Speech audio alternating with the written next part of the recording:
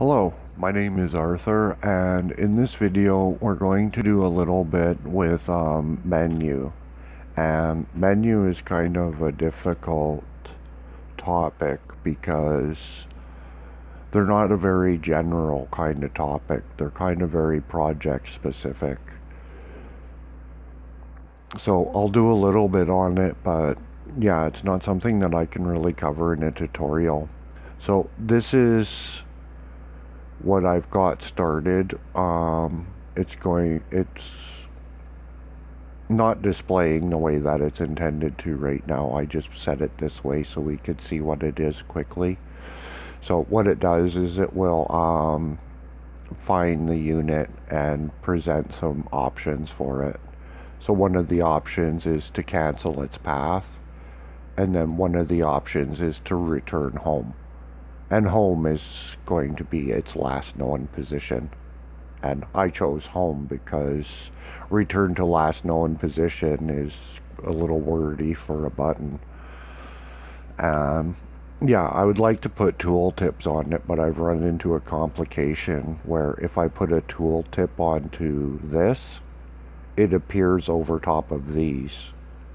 And I'm not seeing a way to tell the tooltip to appear up top. So I'll have to look into that to do tooltips on the different buttons. So the way that it's actually intended to display is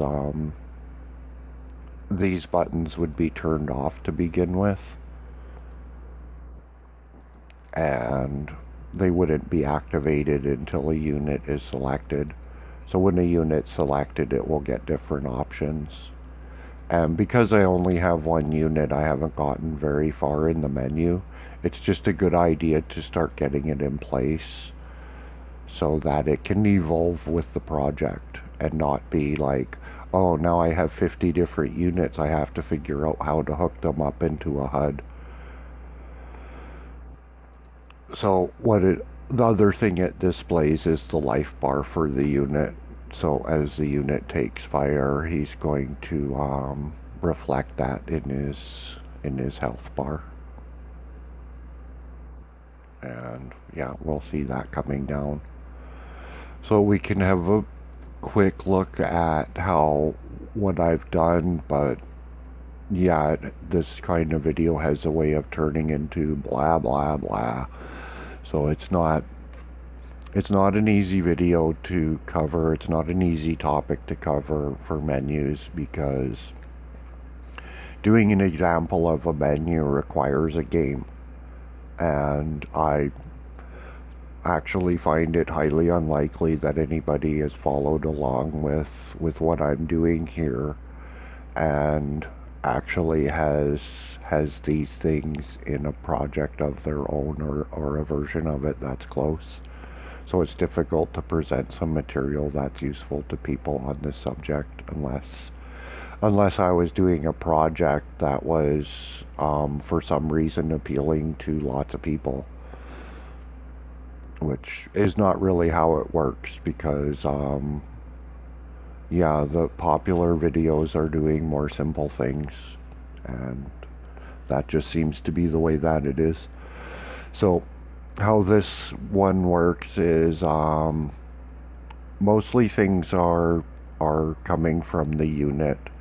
So when a unit gets selected, I want it to display into the HUD window. So that happens at selected. When a unit is selected or deselected, it will update the HUD and send the value. So when a unit is selected, it receives the value true from the mouse control that is in the world script. And if it's being deselected, this deselection also comes from the mouse control in the world script. So that value is just passed to the HUD. And update HUD function on the unit will send it the value, so it's either true or false. It's being selected or it's being deselected. It sends itself so that the HUD has a reference to look for the texture to display an icon of what is selected, and it sends its life to update the life bar. And for keeping the life bar active, if a unit is selected, it will update the life bar. So if a unit is selected, it's also the active unit in the HUD. And if it's the active unit in the HUD, it needs to receive the percentage calculation. So it will receive a percent to apply to the life bar. Then the other things that happen on the unit are responses to button presses. So there's the remove the path, which is removing the unit's cancel its path, is to remove all of its flags. So it sets the destination to null, iterates through its path array, telling all of the flags to die, which is the function in the flag queue free.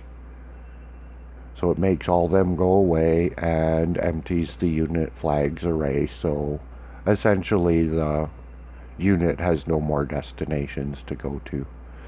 And then set last position.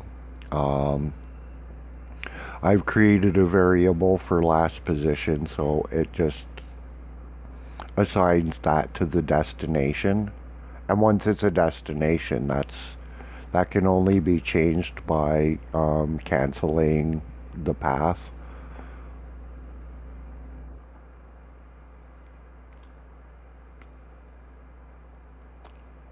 Or pressing the home button, but pressing the home button repeatedly will not change that destination, only the other function will.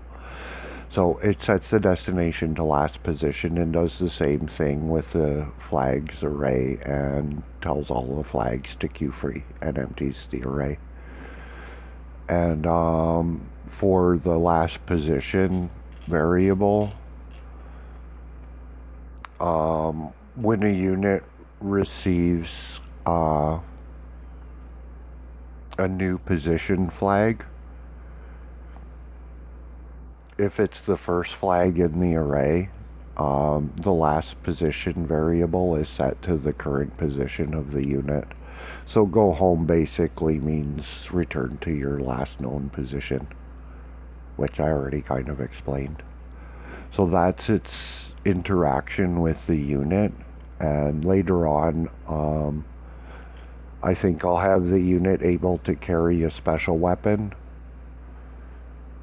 and that will become part of updating the HUD as well.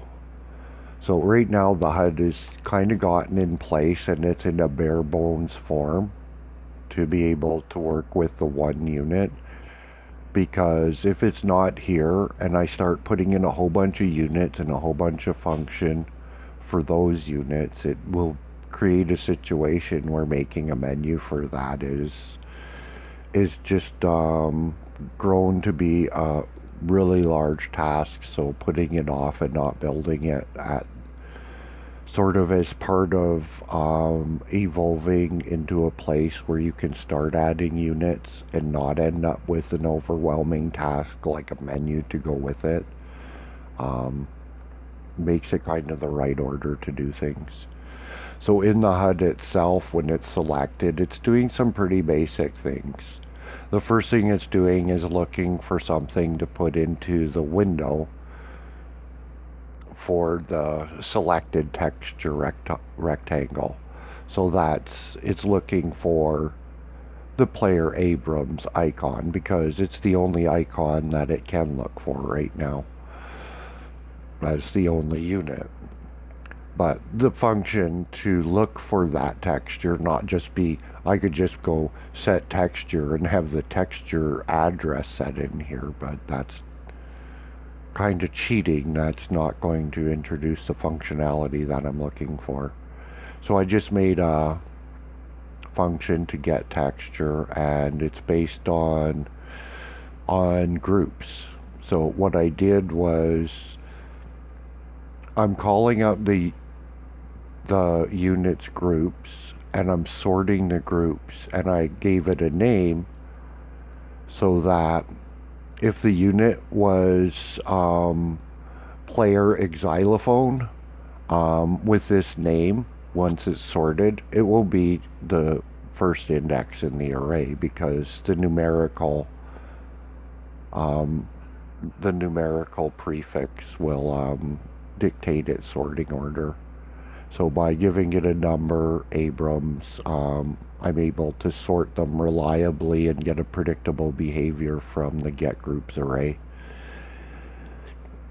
So when I have other units, its unit type will be 0 underscore fixed gun or Jeep, and that way I know that it will be found at index 0 in the array once it's sorted, and I'll be able to find and assign a texture to it by using that behavior of an array once it's sorted. And the other thing that it's doing is it's looking if a unit is selected, it's going to turn certain things off and certain things on, or if it's being deselected, it's going to turn them on and off in the appropriate fashion. So that's all pretty basic. The update life bar that's very basic stuff. There's lots of tutorials for that. And then there's just the 2 button signals to relay the function calls to the unit to remove the flags or to return to its last position. So that's about the best that I can explain do on a HUD. They're not one size fits all, so I can show a little bit of what I've got started so we can get that out of the way and go on to something that's probably of more interest to people. So I think I'll look at getting some explosions put together for the 2 existing units and how to implement those in this particular effort. And I have an idea that's going to be a change up from previous ideas that I got from tutorials myself that I think might work a little bit easier than some of the troubles that I've encountered with previous attempts at making units explode and how that should happen. So yeah, in the next video we'll come back and we'll look at how to make the pieces of a tank so that they're explodable like a crate, and maybe what an explosion can be built like in a game effort like this. So that's it for this video. I know that HUD and menu stuff, that's pretty dry and it's hard to get something out that's specific to people, but yeah, just having a menu appear and breezing past how it got there doesn't seem like a way to sort of present different things that are going on in this project, and hopefully it's helpful to somebody. And until the next video, take care.